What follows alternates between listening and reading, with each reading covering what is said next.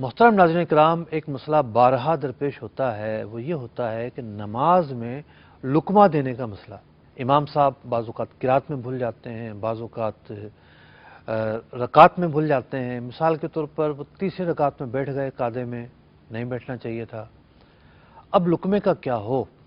دیکھیے، لقمہ دینے کے دو اصول ہیں، اور پہلے میں یہ عرض کرتا چلوں کہ تقریباً 2007 سے میرا ایک رسالہ ہے جو مکتبۃ المدینہ سے شائع ہو رہا ہے، دعوت اسلامی کی ویب سائٹ پر بھی موجود ہے، نماز میں لقمے کے احکام۔ اس میں بڑی تفصیل کے ساتھ کچھ پوائنٹس بیان کیے گئے ہیں کہ اصول کیا ہیں اس کے، 19 یا 20 اصول بیان کیے گئے ہیں اس میں، اور اس کے بعد کچھ ضروری سوالات کے جوابات دیے گئے ہیں۔ تو ویسے تو تفصیل کے لیے رسالہ پڑھنا بہت مفید ہوگا۔ خلاصہ میں یہ عرض کرتا چلوں کہ لقمہ دینے کے حوالے سے ایک بنیادی پہلو یہ ہے کہ لقمہ بر محل دیا جاتا ہے، یعنی جہاں موقع اور محل موجود ہے وہاں دیا جاتا ہے، جہاں اس کا محل ختم ہو گیا وہاں نہیں دیا جاتا۔ جیسے امام جو ہے وہ نماز میں بھول گیا ہے، قرات کے اندر بھول گیا ہے، تو قرات میں تو اس نے واجب ادا کر لیا ہو نہ کیا ہو، قرات میں پوری قرات لقمہ دینے کا موقع اور محل موجود ہے۔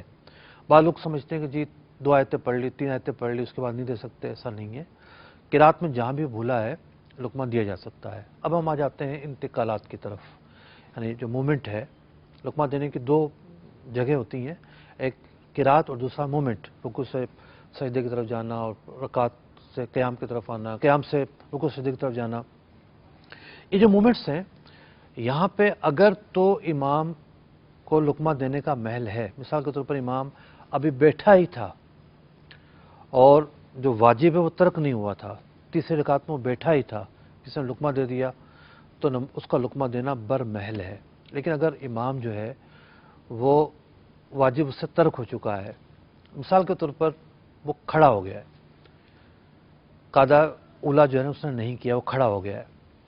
اب کھڑا ہو گیا تو واجب تو ترک ہو گیا اس کا، اب اس کو لقمہ نہیں دیا جا سکتا۔ اب جب لقمہ دینے کا محل نہیں رہا اور کسی نے لقمہ دیا، تو چونکہ لقمہ دینا ایک تلقین ہے، اور تلقین ایک طرح کی تعلیم ہے، اور تعلیم کی اجازت دی گئی ہے محض ضرورت کے تحت، کہ امام سے ایک واجب چھوٹ رہا تھا تو آپ نے لقمہ دے دیا، فرض چھوٹ رہا تھا آپ نے لقمہ دے دیا۔ جب وہ موقع ہی نہیں رہا، اب آپ اگر تلقین اور تعلیم کریں گے تو تلقین اور تعلیم کے لیے نماز جو ہے اس کا موقع نہیں ہے۔ تو یہ تلقین اور تعلیم ضرورت کے وقت تو جائز ہے، جب ضرورت نہیں پائی گئی تو یہ مفسد نماز ٹھہرتی ہے۔ تو جب آپ بے محل لقمہ دیں گے تو بے محل لقمہ دینے کی وجہ سے لقمہ دینے والا نماز سے باہر ہو جائے گا۔ جب لقمہ دینے والا نماز سے باہر ہو گیا، اس کی نماز ٹوٹ گئی، اور امام ایسے شخص سے لقمہ لے جو نماز میں نہیں ہے، تو امام کی بھی نماز ٹوٹ جاتی ہے۔ اب مثال کے طور پر قاعدہ اولا امام بھول گیا، کھڑا ہو گیا، اب کھڑا ہو گیا تو لقمے کا محل نہیں تھا، اب کسی نے لقمہ دیا، لقمہ یہ تھا بے محل میں، لقمہ دینے والے کی اپنی نماز ٹوٹ گئی۔ اب اگر امام نے لے کر بیٹھ گیا تو امام کی اپنی نماز بھی گئی، امام کی گئی تو سارے مقتدیوں کی گئی۔ تو یوں لقمے کے جو مسائل ہیں وہ بہت زیادہ احتیاط طلب ہیں، اس میں ہمیں جاننے کی حاجت ہے کہ کب ہمیں لقمہ دینا ہے، کب نہیں دینا۔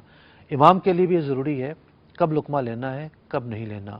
عام طور پر تراویح میں لقمہ دیا جا رہا ہوتا ہے، اس کا تعلق تو زیادہ تر لقمہ تراویح میں قرات پہ یا سورتوں پہ دیا جا رہا ہوتا ہے، لیکن رکعتوں کو بھی مسائل ہو جاتے ہیں۔ تو یہ جو رسالہ ہے اس کا آپ ضرور مطالعہ کریں، ڈسکرپشن میں بھی یہ لنک موجود ہے، وہاں سے بھی آپ ڈاؤن لوڈ کر سکتے ہیں۔ آپ امام ہیں یا مقتدی، کبھی نہ کبھی لقمہ دینے کا موقع آ جاتا ہے، تو اس کے مسائل کیا ہیں، اس کی بنیاد کیا ہے، کب دے سکتے ہیں، کب نہیں دے سکتے، یہ رسالہ اللہ نے چاہا تو آپ کی تشفی کرے گا۔ اللہ رب العزت ہمیں اپنی نمازوں کو بچانے کی توفیق عطا فرمائے، نمازوں کو صحیح ادا کرنے کی توفیق عطا فرمائے، آمین، بجاہ النبی الامین صلی اللہ تعالی علیہ وسلم۔